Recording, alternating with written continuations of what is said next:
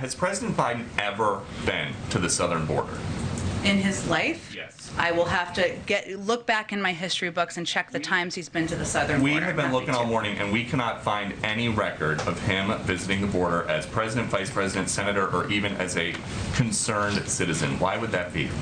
I can check and see when the last time or when he may have been. But tell me more about why you're asking. Because this is a president who makes a point when there are disasters in this country, like a wildfire or a hurricane, to go and see for himself firsthand what the needs are of the local community so that he can have an informed POV to make policy. Why doesn't he do that?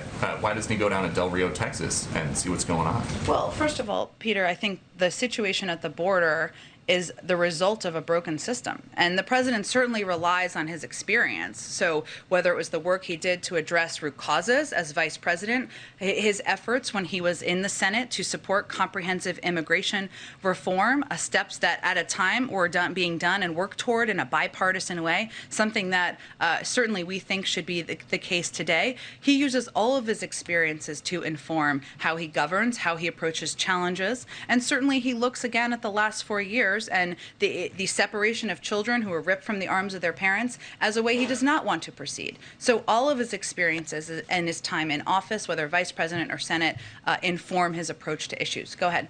There has been weirder shippings I've seen over the past 12 years that I've been online ingesting and producing content. Twilight Sparkle and Mordecai, for the popular example. Scarlet Fever, and Esmeralda, Guevara, and the Geneva Convention. Where are they?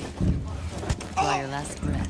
Or the odd three-way of Johnny Depp, Amber Heard, and the California justice system. But so far, nothing tops the strange byproduct of the current Biden administration. The love-hate relationship with Fox News White House correspondent Peter Doocy and White House press secretary Jen Psaki.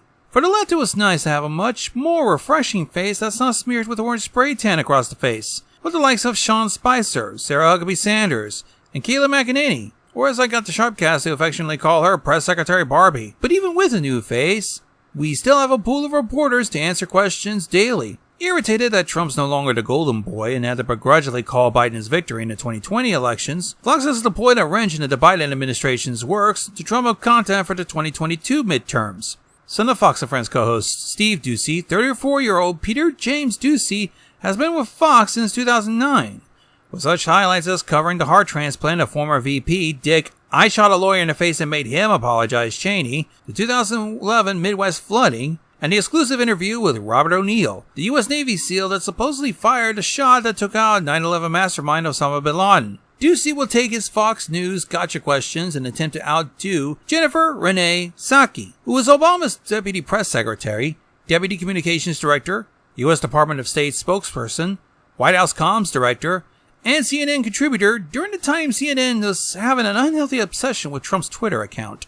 Ever since the inauguration, no matter the topic, we somehow get an almost daily clip posted on Twitter, shared by both mainstream media and political commentators from both sides, like Brian Tyler Cohen and Tim Pool. The constant back and forth between Doocy and Psaki, sometimes framed depending on who you choose to ingest your political views from, ranging from BTC calling them utter smackdowns to something like the New York Post, who thinks Psaki's dodging questions that the Biden administration knows it cannot answer for fear it'll undo their socialist agenda to take over America, to put gay frogs in girls' bathrooms to dismantle Christianity or something. I don't fucking know. I don't like them putting chemicals in the water that turn the friggin' frogs gay. It's sad that this relationship won't be lasting long. Back in May of this year, Psaki plans to resign after a year's worth to spend more time with her two young kids, and the Biden administration will have to find a new face to deal with Doocy and Fox News. And for many, change is a scary thing to deal with. Things may never be the same. But life's pretty much the opening sequence to days of our lives.